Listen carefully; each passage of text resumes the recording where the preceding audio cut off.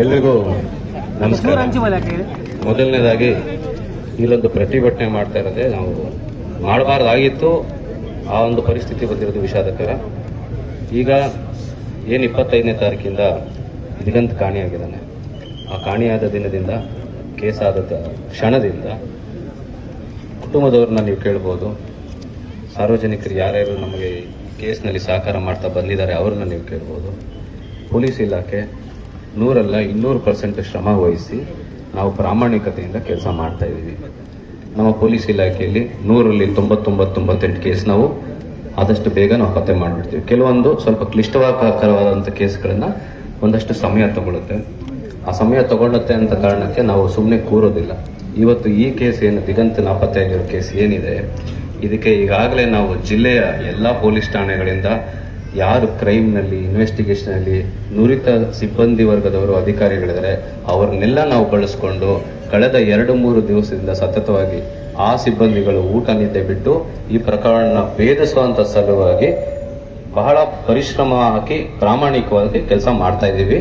ಅದು ನಿಮ್ಮ ಕೆಲವರು ಯಾರು ಸಾರ್ವಜನಿಕರು ಈ ಕೇಸಿನ ಮೊದಲನೇ ದಿನದಿಂದ ನೀವು ಫಾಲೋ ಮಾಡ್ತಾ ಇದ್ದೀರಿ ಅವ್ರಿಗೂ ಗೊತ್ತು, ಪದ್ಮನಾಭ ಅವ್ರಿಗೂ ಗೊತ್ತು, ಅವ್ರ ಕುಟುಂಬದವ್ರಿಗೂ ಗೊತ್ತು. ದುರದೃಷ್ಟವಶಾತ್ ಇಲ್ಲಿವರೆಗೂ ನಾವು ದಿಗಂತ್ನ ಪತ್ತೆ ಮಾಡೋಕ್ಕಾಗಿಲ್ಲ. ಹಾಗಂತ ಹೇಳಿ ನಾವು ಸ್ಪಂದನೆ ಮಾಡಿಲ್ಲ, ಸುಮ್ಮನೆ ಕೂತಿದ್ದೀವಿ ಅಂತ ಹೇಳಿದ್ರೆ ಅದು ತಪ್ಪಾಗುತ್ತೆ. ಇನ್ನೂ ಮುಂದುವರೆದ ದಿನಗಳಲ್ಲೂ ಕೂಡ ಇವತ್ತುವರೆಗೂ ಏನು ಎಫರ್ಟ್ ಹಾಕಿದ್ದೀವಿ ಅದನ್ನು ದುಪ್ಪಟ್ಟುಗೊಳಿಸ್ತೀವಿ, 4 ಪಟ್ಟುಗೊಳಿಸ್ತೀವಿ. ಒಟ್ಟಿನಲ್ಲಿ ನಾವು ದಿಗಂತ್ನ ಪತ್ತೆ ಮಾಡೋವರೆಗೂ ಸುಮ್ಮನೆ ಕೂರೋದಿಲ್ಲ. ನಮ್ಮ ಅಧಿಕಾರಿಗಳು ಪ್ರಾಮಾಣಿಕವಾಗಿದ್ದಾರೆ ಮತ್ತೆ ಕೇಪಬಲ್ ಆಗಿದ್ದಾರೆ. ಅವರೆಲ್ಲ ಪರಿಶ್ರಮ ನಿಮ್ಮೆಲ್ಲರ ಹಾರೈಕೆಯಿಂದ ನಾವು ದಿಗಂತನ ಪತ್ತೆ ಮಾಡ್ತೀವಿ ಅನ್ನೋ ಒಂದು ಭರವಸೆ ನನಗಿದೆ. ನಿಮ್ಮೆಲ್ಲರ ಸಹಕಾರ ನಾವು ಕೋರ್ತೀವಿ. ದಯವಿಟ್ಟು ನೀವೆಲ್ಲ ಸಹಕಾರ ಮಾಡಿ. ನಿಮ್ಗೆ ಏನಾದ್ರು ಮಾಹಿತಿ ಇದೆ ನಮ್ಮ ಜೊತೆ ಶೇರ್ ಮಾಡ್ಕೊಳ್ಳಿ. ಇಷ್ಟೊತ್ತಿಗೆಲ್ಲ ನೀವು ಆಗಲೇ ಹಂಚ್ಕೊಳ್ತಾ ಇದ್ದೀರಾ ಮಾಹಿತಿನ. ಇನ್ನೂ ಒಂದಷ್ಟು ಮಾಹಿತಿಗಳೇನಾದ್ರು ಹಂಚ್ಕೊಂಡ್ರೆ ನಾವು ಕೂಡ ಯಾವುದೇ ಕಾರಣಕ್ಕೂ ಕೇಸನ್ನಾಗ್ಲಿ ದಿಗಂತನಾಗ್ಲಿ ಕೈ ಬಿಡೋದಿಲ್ಲ, ಪತ್ತೆ ಮಾಡ್ತೀವಿ ಅನ್ನೋ ಭರವಸೆ ನಾವು ನಿಮಗೆ ಕೊಡ್ತೀವಿ. ನಿಮಗೆ ಯಾರಿಗಾದರೂ ಪೊಲೀಸ್ ಇಲಾಖೆ ಕೆಲಸ ಮಾಡ್ತಾ ಇಲ್ಲ ಈ ಕೇಸಲ್ಲಿ ಅನುಮಾನ ಏನಾದಿದ್ರೆ ದಯವಿಟ್ಟು ನನ್ನ ಕಾಣಿ, ನನಗೆ ಫೋನ್ ಮಾಡಿ. ನಾವೇನೇನು ಮಾಡ್ತಾ ಇದ್ದೀವಿ ಎಲ್ಲಾನು ಎಕ್ಸ್ಪ್ಲೈನ್ ಮಾಡ್ತೀವಿ. ಒಂದು ತನಿಖೆಯಲ್ಲಿ ಪ್ರತಿಯೊಂದು ವಿಚಾರನೂ ನಾವು ಹೇಳಲಿಕ್ಕೆ ಬರೋದಿಲ್ಲ.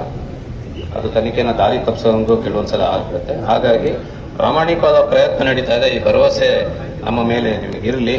ದಯವಿಟ್ಟು ನೀವೆಲ್ಲ ನಮಗೆ ಸಹಕಾರ ಕೊಟ್ಟು ಈ ಪ್ರತಿಭಟನೆಯಲ್ಲಿ ಕೈ ಬಿಟ್ಟು ನಮ್ಮ ತನಿಖೆ ಈಗಾಗಲೇ ನೋಡಿ, ಈಗ ಒಂದು 2 ಅವರ್ 3 ಅವರಿಂದ DSP ಅವರೇನು ತನಿಖೆ ಮಾಡಬೇಕಾಯಿತು, ಇಲ್ಲಿ ಸ್ವಲ್ಪ ಸಮಯ ಕಳೆಯಂಗಾಗಿದೆ. ಅದೆಲ್ಲ ಆಗದೆ ಇರೋಂಗೆ ನೀವೆಲ್ಲ ನಮಗೆ ಸಹಕಾರ ಕೊಡ್ಬೇಕಂತ ನಾನು ನಿಮ್ಮಲ್ಲಿ ಕೋರ್ಕೋತೀನಿ.